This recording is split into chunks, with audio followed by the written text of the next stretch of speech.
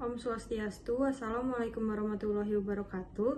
Perkenalkan, nama saya Auralexa Kalista dari kelas B dengan NIM 24095111029.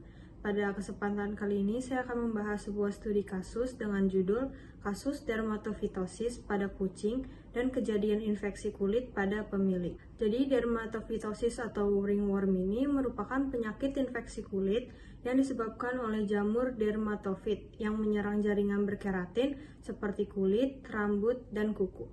Penyakit ini termasuk salah satu penyakit kulit yang paling sering ditemukan pada kucing, terutama pada anak kucing, kucing liar, serta kucing yang dipelihara dalam lingkungan padat dan kurang higienis.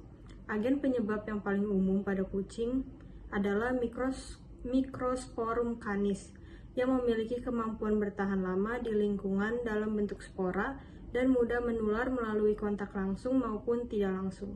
Di masyarakat, kucing merupakan hewan peliharaan yang sangat dekat dengan manusia dan sering dipelihara tanpa adanya pembatasan area, sehingga memungkinkan kontak fisik intensif antara kucing dan pemiliknya.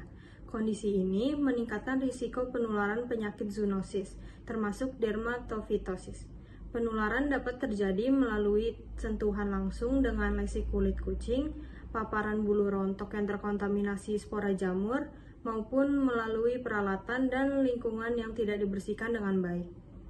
Spora jamur dermatofit diketahui mampu bertahan di lingkungan selama berbulan-bulan, sehingga berpotensi menyebabkan infeksi berulang apabila tidak dilakukannya pengendalian lingkungan secara menyeluruh.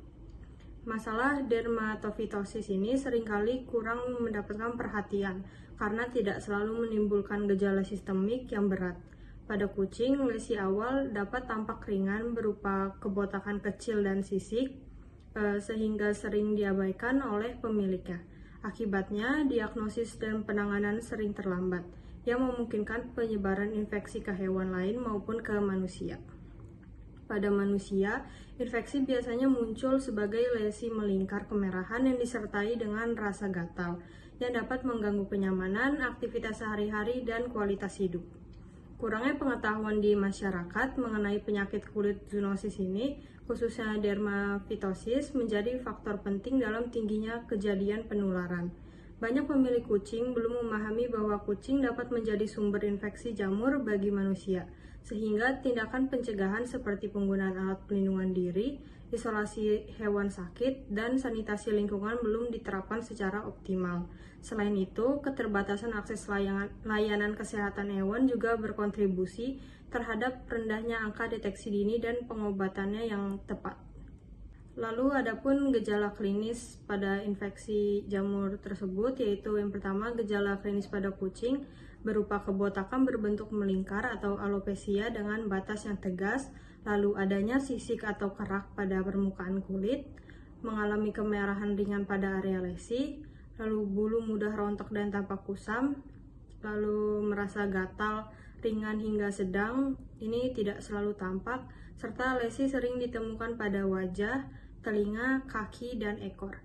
Sedangkan gejala klinis pada pemiliknya atau pada manusia yaitu lesi kulit berbentuk cincin atau melingkar, lalu adanya kemerahan dengan tepi lebih jelas dibanding bagian tengah, mengalami rasa gatal pada area lesi, lalu kulit tampak bersisik atau kering, serta lesi umumnya muncul pada area yang sering kontak dengan kucing seperti lengan, leher, dan wajah.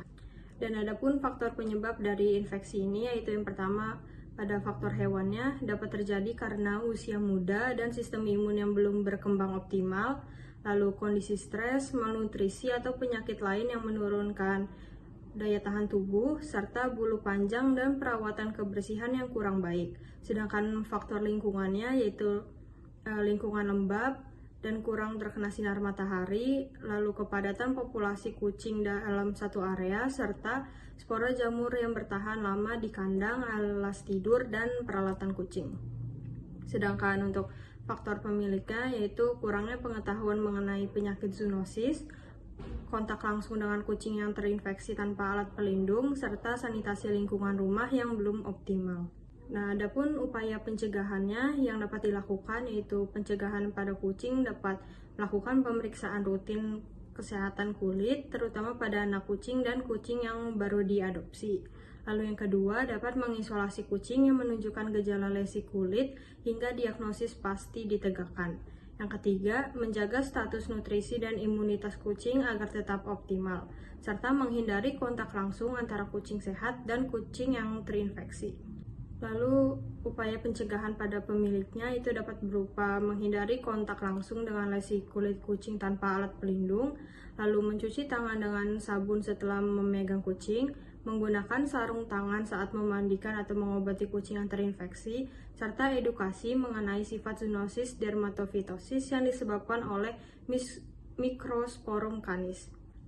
Lalu yang ketiga yaitu pencegahan di lingkungan, yaitu dengan membersihkan kandang, alas tidur, dan peralatan kucing secara rutin, menyapu dan mengepel lantai untuk mengurangi akumulasi spora jamur, menggunakan disinfektan yang efektif terhadap spora dermatofit, serta menjemur alas tidur kucing di bawah sinar matahari secara berkala.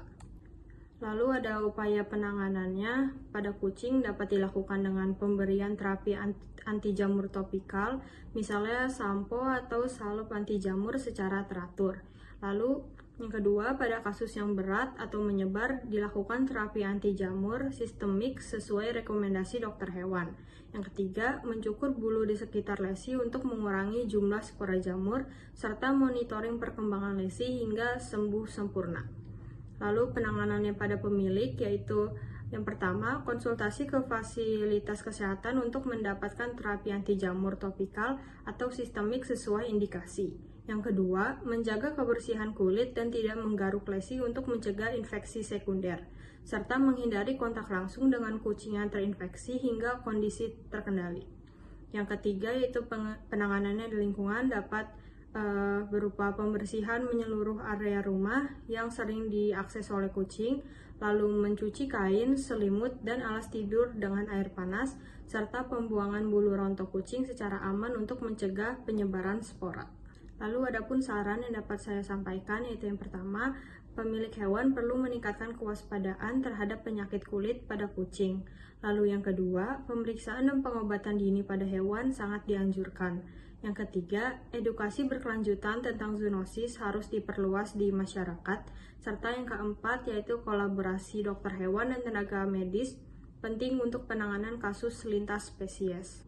Yang terakhir yaitu dapat disimpulkan bahwa kasus dermatofitosis pada kucing ini merupakan permasalahan kesehatan hewan yang berpotensi menimbulkan dampak pada kesehatan manusia karena bersifat zoonosis.